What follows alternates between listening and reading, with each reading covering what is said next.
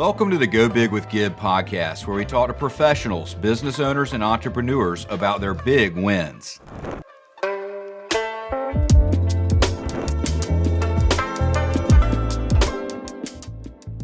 Welcome to this episode of Go Big with Gib. I've got a very special guest here with us today, Josh Potter. Josh, how are you today? I'm doing good, man. How are you doing? I'm doing fantastic. It's great to have you on the podcast. So for those of you that don't know, Josh is my videographer. He's the guy behind the scenes. He and I have been working together for a long time. Josh, how long have we been working together? Over 10 years? Yeah, I was going to say, I think it's been at least that long. And when we first came into contact, I think you were working in the news station. Yeah, and we did some commercials and stuff. And then our relationship has grown to where it is now, where, gosh, you've done so many different things for me. You've done commercials for the law firm. You've done my podcast. You've helped me with my social media management. So, Josh, just to start out, if you could briefly introduce yourself to the audience, I'd love to hear you give a little bit of background. Yeah, so like Gib said, I'm his videographer. I own a video production company called 1413 Visuals.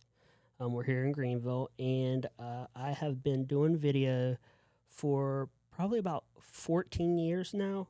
Man, that sounds like a long time.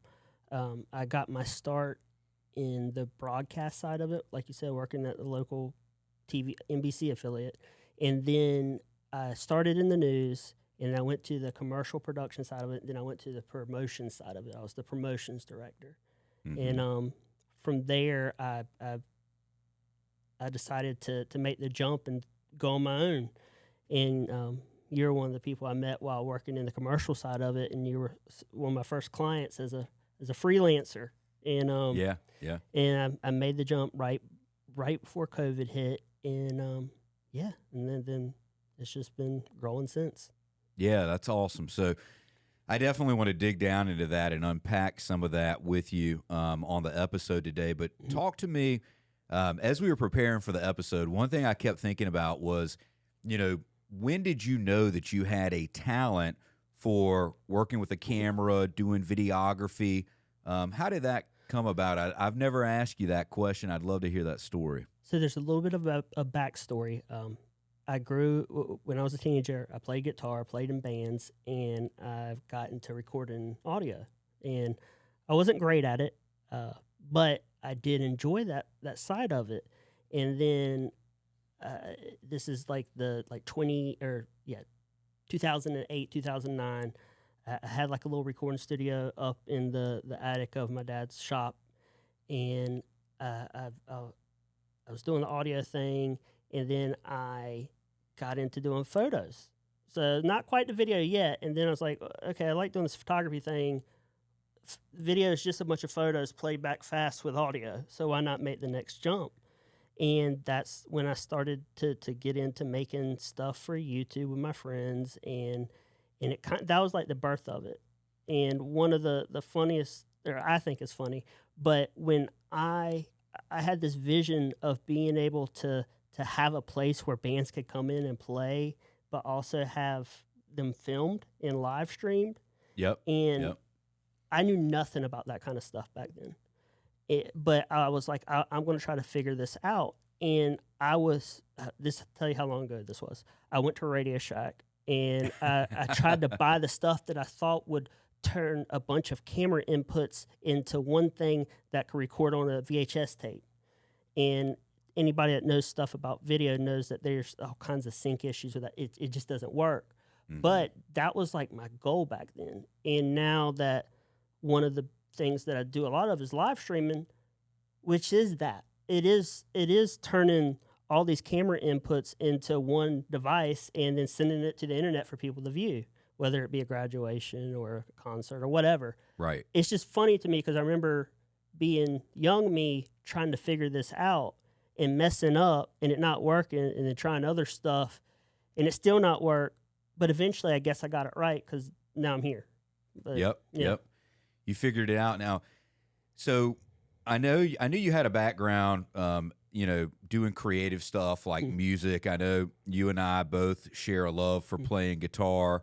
And I've definitely heard you jamming out in here in the studio from time to time. You hear a lot of rust when you hear that, but No, I think you're a good guitar well, thank you. player. But so you had that. I know you had that creative side of you from music. Yeah. How old were you though when you first started taking pictures and messing around with a camera?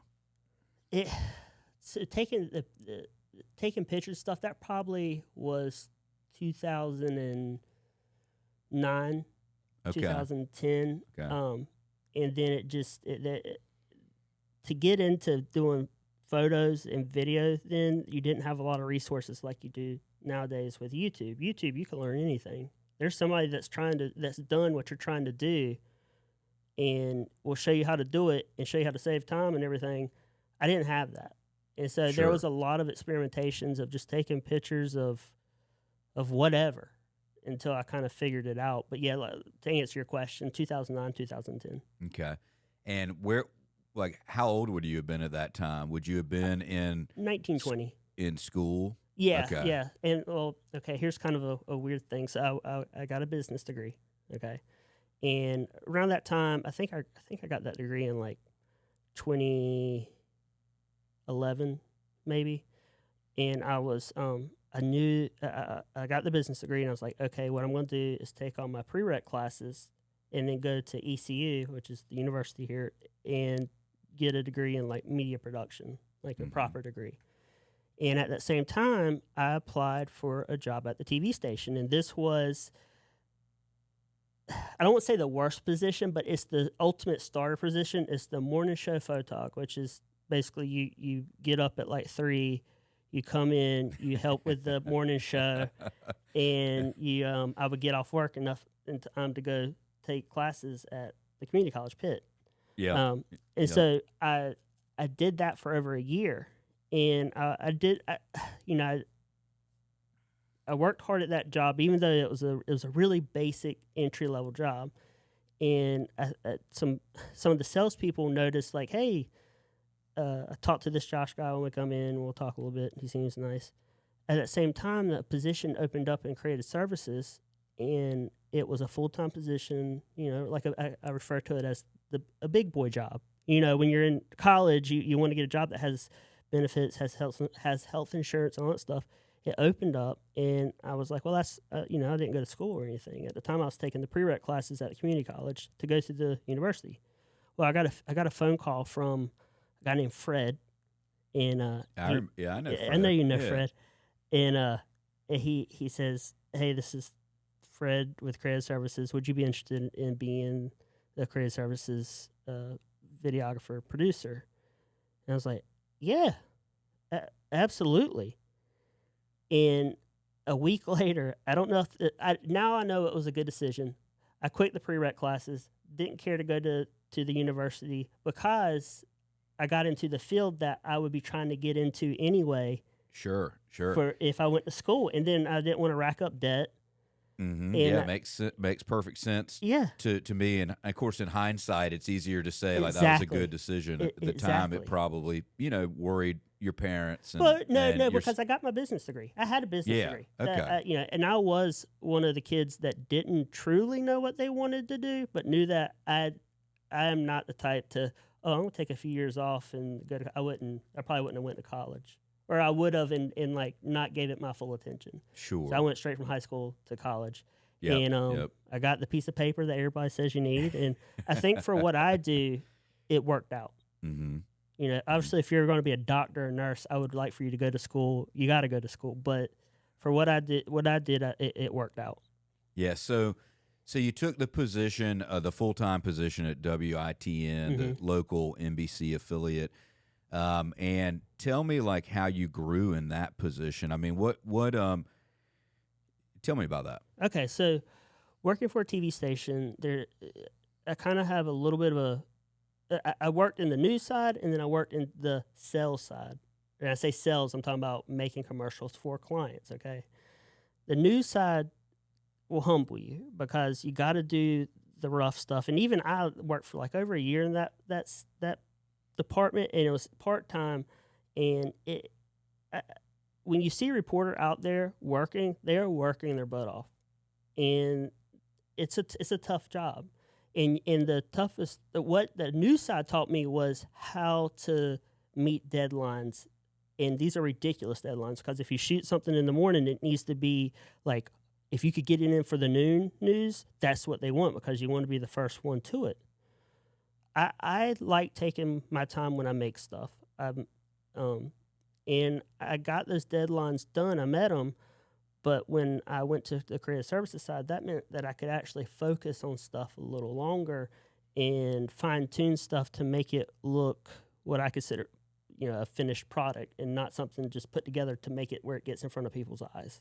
Yeah, more like a high-quality Yeah. product where you could And- really take a little time with it and invest a little bit more Yeah, time and energy. and there into is still some limitations with doing that, because the way that like doing production at a TV station works is that you have way more time than if you're doing news, but you still have other clients to do.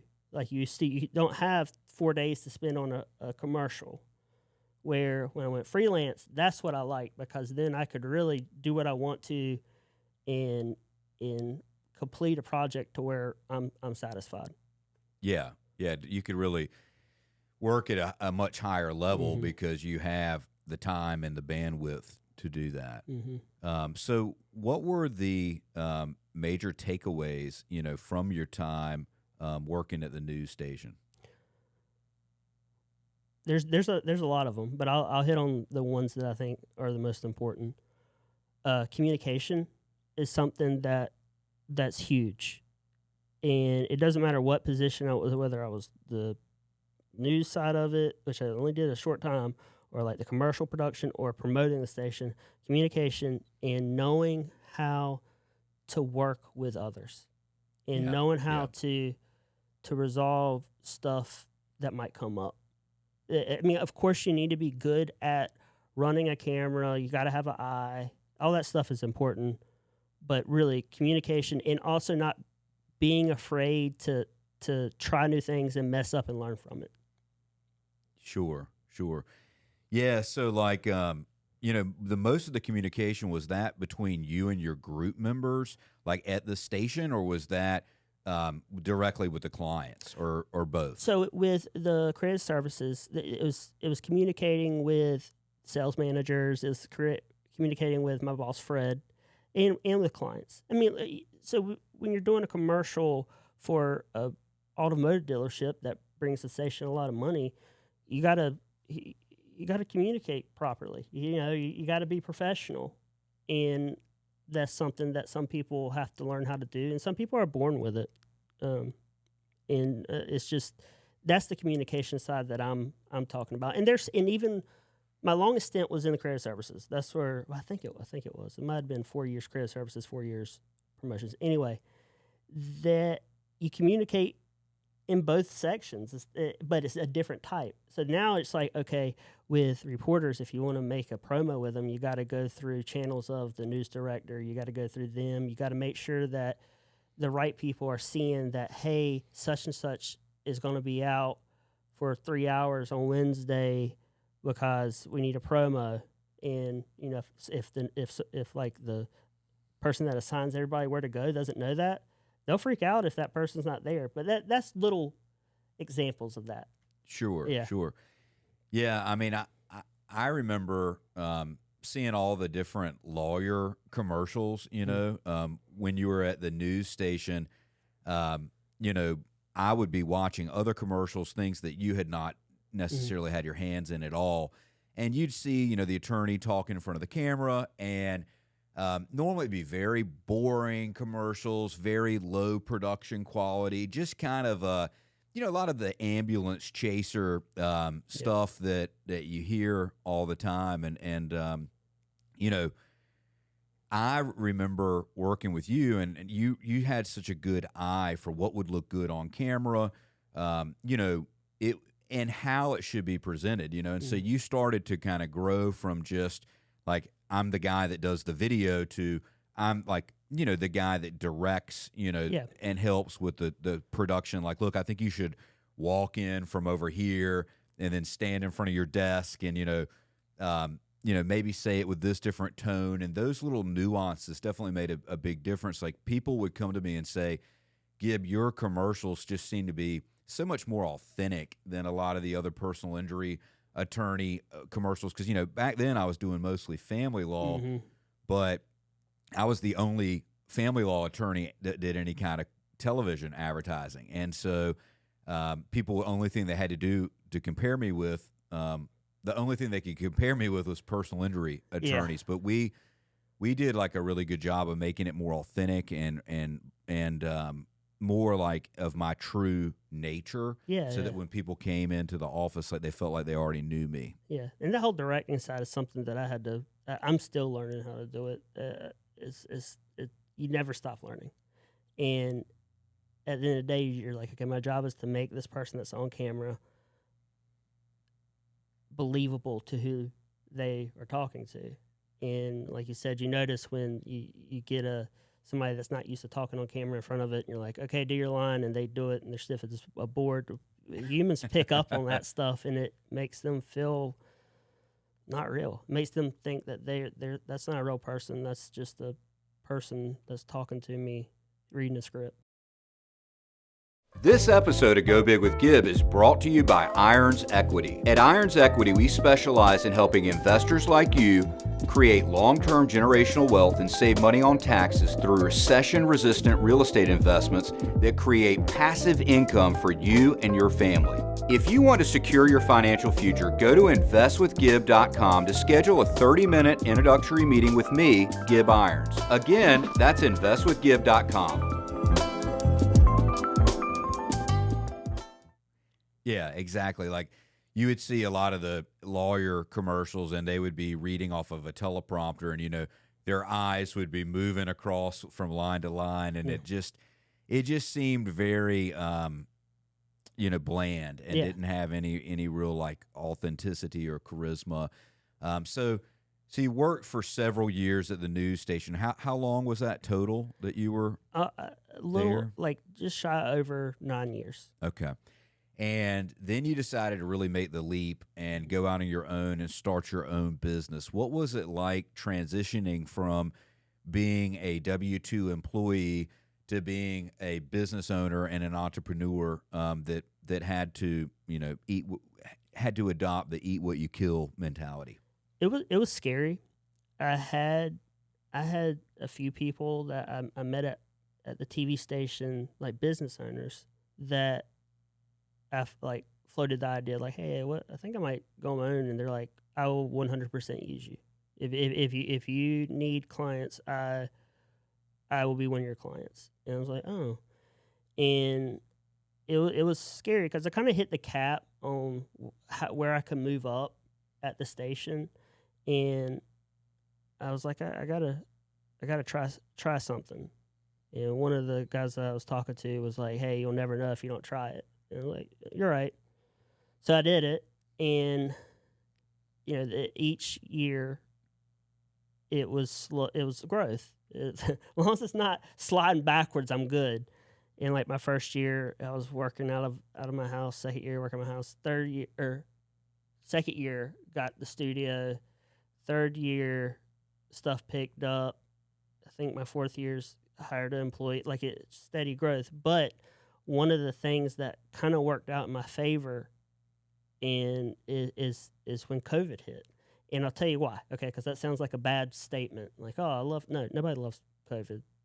The reason I say that is that when I went on my own, I was like, I want to offer something that I've not seen around here. And at the time, it was high-end live streaming. I want to be able to plug my fancy cameras and have good audio and be able to live stream. It goes back to when I was telling you, when I started out, I was trying to figure out how to run. When I say starting out, when I was a kid, I wanted to be able to have a place where bands could come in and live stream them. Well, fast forward 12 years later or 10 years later, now I'm trying to figure that out as an adult. And I got the equipment, and then COVID happened, and that equipment was impossible to get a hold of. So I had something that nobody around here could get a hold of for a while. and everybody needed to live stream stuff. Schools needed to live stream stuff. Weddings needed to live stream stuff. Churches, they couldn't have their Sunday services. That was their main product. Right. So they had to go and from most churches still do a live stream service absolutely now because it became so popular. And that's a direct. A lot of the cases, that's a direct reaction from them having to get it together at COVID, because they went from absolutely either not having a live stream or it being like some like 1980s camcorder in the back that records, and to them being like, okay, we got to do this seriously. So I had a few churches contact me and ask questions, and I was still learning, but I was the only one around here that had like that piece of gear that was so sought after. And so my first year of business, it was like 60%, 70% live streaming, from graduations, festivals, weddings, funerals, church services. It really was it slowly died down because obviously COVID's let off and there's restrictions are done. But that was a very interesting time because it worked out in my favor, and that was my start into being my own boss. Yeah. So, as a business owner, do you find yourself working more, working less? Tell me about that. You know the answer to this. You work. If anybody becomes their own business owner, to not have to work as many hours as they did when they were working for somebody else, especially in the first like 5 years, you're playing yourself. You're going to work more. You're going to work harder. But being able to say that you did this or you made this is worth it. Yeah. And there's been a slow growth on like the types of clients that I take on. My first year along with the live stream, and I would take on smaller ones and do whatever, and those would be a little bit of a headache sometimes. And then I've got to where the clients I have, it's a quality over quantity thing. Sure. Yeah, I think you're at a point now where you can be a little more selective over who you work with, and it's not like you need to take everything that you have coming into the door. One thing I've noticed, with small business owners is they get to a place where you start out and you're struggling, and you take everybody that that's what I was doing. Yeah, anybody that needs your services, you're like, absolutely, I'll take you as a client. Let's go. And then you get to a place where you start trying to buy back your time. Yeah. And I have a friend that owns a small business. It's a plumbing company, and he started out working with anybody that was looking for plumbing services. If somebody called, he'd go out there and deal with their plumbing issue. And now he's trying to buy back his time. But the best he's been able to do so far is to be able to limit, the number of he's very selective over who he works with, and and he's got one employee that helps him. Like, what are your thoughts about, the next steps for your business? And does buying back your time play a role in that? Because nobody can do it as good as the business owner. We all have that mentality. I know I do. There's the thing. So some business owners would be, if they could get their business up and like running efficiently, and they'd be like, you know what, I want to be on vacation forever and have this thing make money for me. I don't know if I could be like that. I truly enjoy what I do. I like picking up a camera and shooting and creating things. It would be hard for me to totally let go of that. Now, is there stuff that if I could hand off to other people that I trust? Yeah, and that's just a form of growth. And another thing I've learned doing this is that I'm a good like videographer. I'm not a good businessman. That's just not what I'm having to learn that. I'm having to learn that, make myself do that side of it. And part of it is that even though I have a business degree, I much rather be shooting than invoicing and tax stuff and all that stuff. So that's stuff that I've had to learn, and some of it the hard way. But like anything, you mess up and you learn from it and you do better. Yeah. So, let's talk a little bit about what your like passion is for recording now. Like I know there's a lot of different. I mean, you do a lot of different kind of work. You work with people like me. You do, we do commercials for my law firm. We do my podcast. We do my social media, my short form content. I also see you doing a lot of stuff with different products. I see you doing all the live streaming. Like, what are your top like 2 or 3 favorite types of things to do?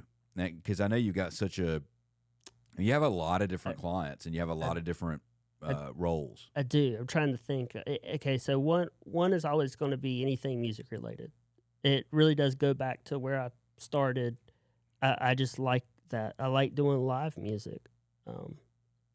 Anything capturing people in some form of doing something that expresses their creativity, whether it be on a stage or them like painting them doing what they do best, capturing that. I really enjoy. I also like doing stuff where I need to build stuff for the video, like the set. I enjoyed building the set. This is If anybody's watching this, this is just in a big open room.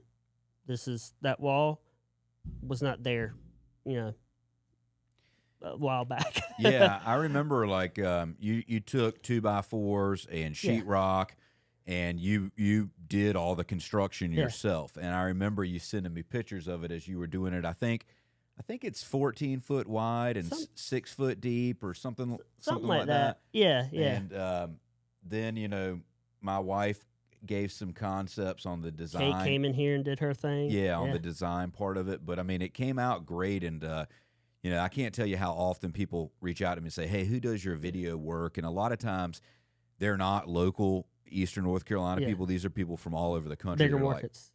Yeah, that's what I like to hear.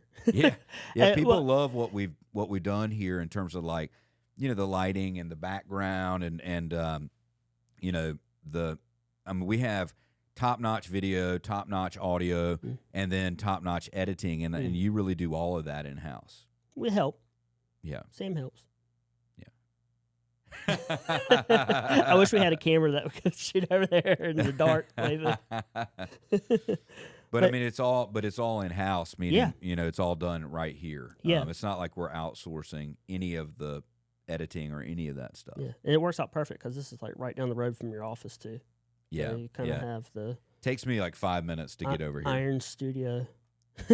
Ready to go. But I mean, other than like building sets and stuff, anything that I built a rig for the camera, like I'll give an example. We did this commercial for a place that serves burgers, and I built a 360 rig that like spins around the burger, like it's weighted out to where when you shove it, it spins around really fast, and you do that in slow motion. Anything like that is going to make it look like it was shot in a big market.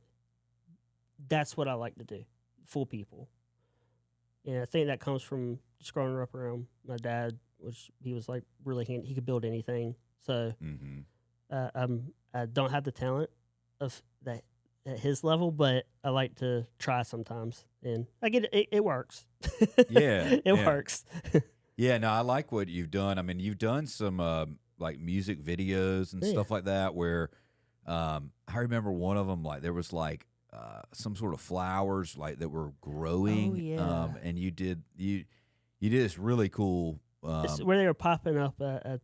It looks like they're coming out of the ground and growing, but it's like filmed in reverse, and I'm yanking the flower down. And there's all kinds of stuff like that. That's the stuff that I really enjoy doing. Anything that somebody could look at and ask, "How'd you do that?" or "I can't figure this out. How did you do that?" That's what I like to do. Mm-hmm. How did you get into the podcasting space? I mean, I know you've got at least one other client that I know of that you do their podcast. How did that come about? It's kind of the natural flow of media. It along with having a social media presence on Instagram, YouTube, Facebook. Podcasting is a way that you really can connect with your clients or your people in the same profession as you, and it's just kind of a natural flow. I mean, I've got all the equipment. Why not? Yeah. Yeah, I remember you were working on a podcast, for another local business owner, and I was like, gosh, that's cool. And you're right, like it is a great way to connect with the audience and allow people to get to know you a little bit better. That long form content as opposed to short form, where you're maybe looking to get attention. With the long form, you're actually able to convert those people into clients because they get to know you a lot better and feel more comfortable with you. They do, and I can't speak for everybody, but I know when I'm on a long drive or working out like I do that. If I'm riding my bike or something, which that doesn't happen. If I'm on a long drive, I'll put on a podcast and listen to some few people talk for 30, 40 minutes. And yep, me too. Me too. I think that's become the new terrestrial radio that people are listening to podcasts instead of listening to the radio. It definitely has. So, for people that, one thing I always like to ask is for people that want to get a hold of you, Josh, what's the best way for them to do that? Search us on social media, 1413 Visuals. We got Instagram, we got Facebook, and if you have any questions or want to reach out or need something, just send us a message on those. Yeah, and if anybody needs a reference, they can call me because we've been working together for about a decade now. Man, that's a long time. It is a long time. So it's so your handle on social media, it's 1413 Visuals with an S on the end, right? Got it. Okay, great. Yep. Josh, look, it's been a blast. Good having you on. Thanks for talking with us today. No problem, man. All right, thank you. Thank you for listening to this episode of Go Big with Gib. If you haven't already, go follow us on social media @GibIrons. We'll see you next time.